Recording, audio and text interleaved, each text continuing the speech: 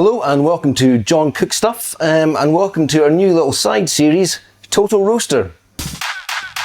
Hi, my name's John. I'm not a chef, I'm not an amazing cook, but I can kind of get by. As a wedding videographer, I found myself with very little to do during the old coronavirus lockdown. So, along with making dinosaur films with the kids, I decided to have a crack at this. So what I'm going to do is take you through some of my favourite recipes, whether it be books or online. Maybe show you a few tips and tricks, a few corners that we can maybe cut, and if we can, any ways to maybe save a few calories. So welcome to John Cook Stuff.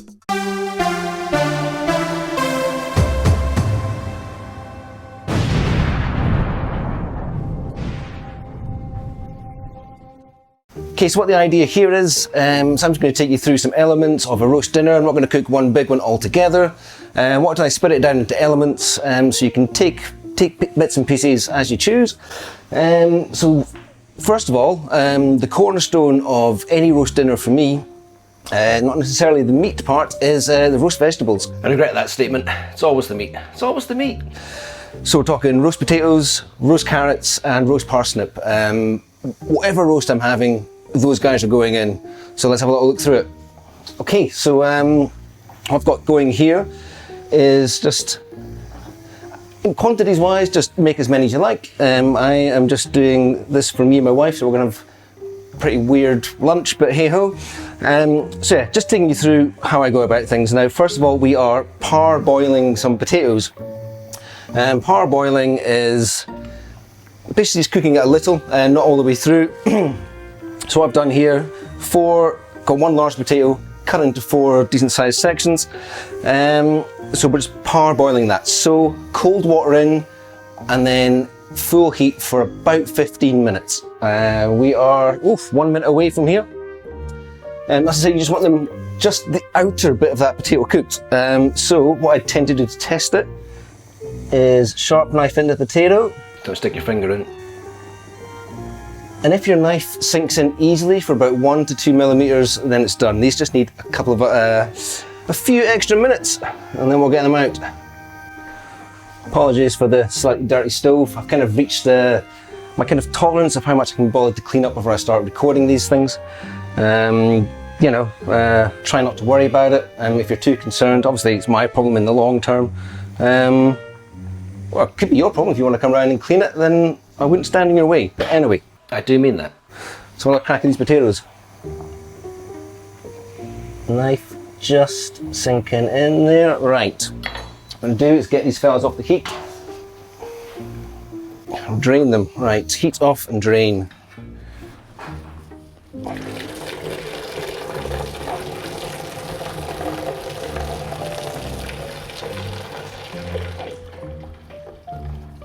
Now, once you've done, I shouldn't mention you peel these potatoes, obviously. So once you've done that, keep your lid on, tight down, and then just give it a bash. And what you're looking for there is just those potatoes to kind of fluff up a little bit, and that's going to give you that extra kind of crunch to them. So let's get that off there.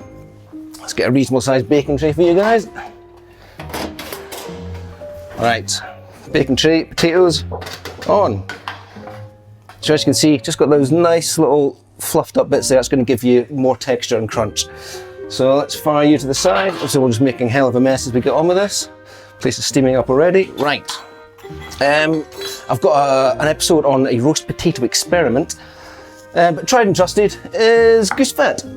You can really buy these in any supermarket now, big jars.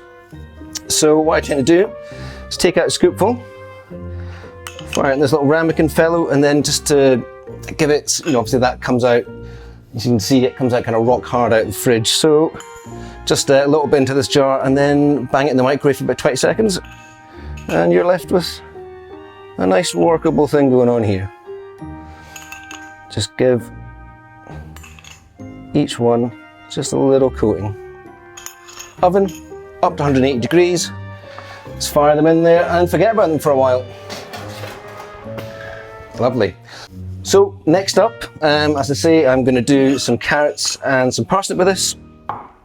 Parsnip, pretty simple again. What I've done here, just top and tail each one, cut it in half lengthways, and then again in half lengthways, so in quarters. Lovely. And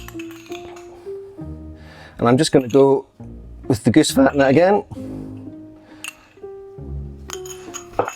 A little wash of the hair. Well, I'll get that water running. We're going to need it. So yeah, you know, I kind of... Ooh, water explosion. Okay, cool. So just move that around. What I've seen a lot of times is, like in cooking programs, chefs and whatnot, they will fire all the vegetables, pack them really tightly into some kind of roasting tin. I would say absolutely do not do that. For me, as we've seen with the potatoes, you want to give them as much space as possible, because that helps them crisp up. If everything's just launched into a pan, you know, you kind of get Jamie Oliver, oh, just get it in there, mate.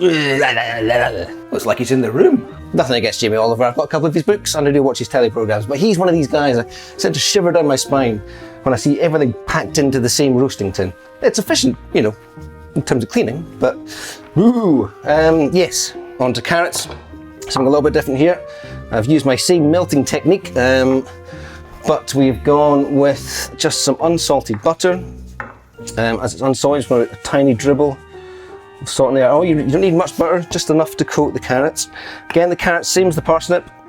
Garlic granules in as well, a little sprinkle.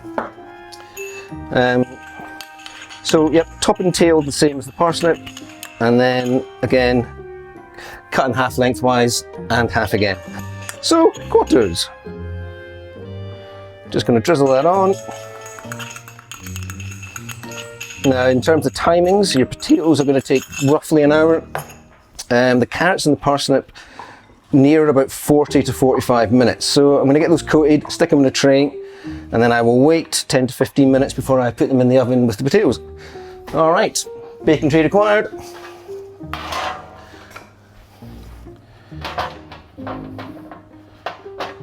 Parsnips on again, like the potatoes, give them a bit of space.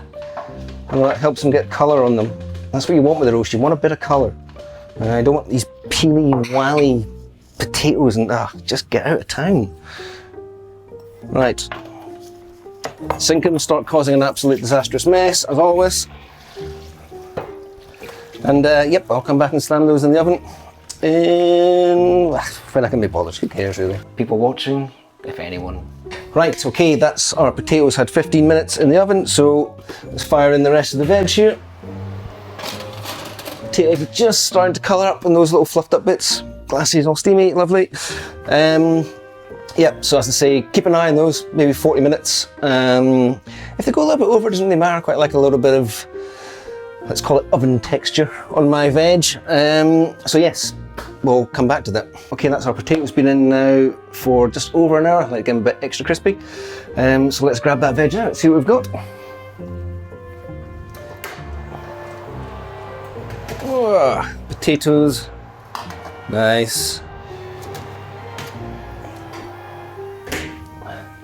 There's our carrots and parsnips. And potatoes. Lovely and crunchy, lots of crisp in there. Got those little bits that you fluffed up, super crisp. The overhead camera definitely hadn't run out of memory card space. As I say, don't be afraid to get a bit of colour on your vegetables, you know that is going to help the taste. So yeah, that's my basic trio of roast veg for your roast meal. Catch you later.